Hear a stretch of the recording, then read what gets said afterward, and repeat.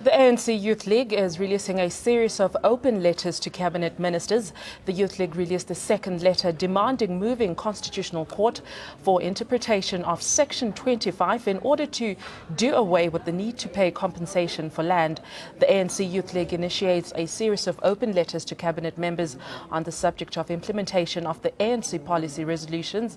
It says political pressure on government will fast-track the implementation of radical interventions at the level of state policy. The ANC Youth League called for the Minister of Rural Development and Land Reform to petition the Constitutional Court over the expropriation of land without compensation. In a letter to the Rural Development and Land Reform Minister, Kukile Nkwiti, ANC Youth League says the minister should initiate a petition to the Constitutional Court.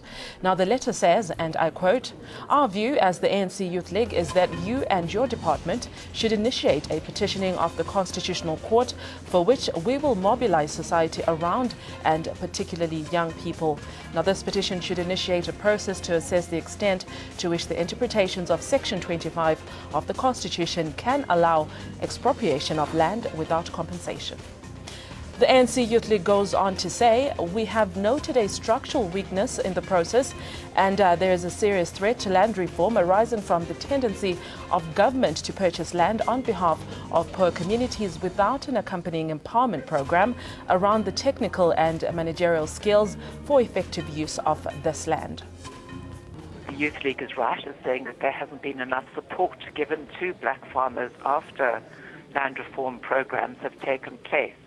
But if the government is serious about land reform, then it really needs to increase the budget for it. Black people were denied the opportunity to buy farmland, that they were denied the opportunity to buy houses in the towns and cities.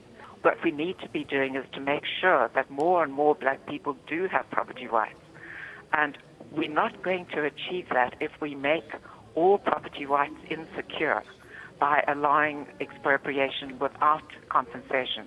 Overall, what we need is a very sensible program of land reform, one which looks to help existing black farmers, which is what they want, helps them to become commercial farmers. There's so many field surveys indicating that what most black people want is the opportunity to come to the towns and cities, to have jobs, to be able to buy their own homes. And there are very few people that actually want the backbreaking work of farming.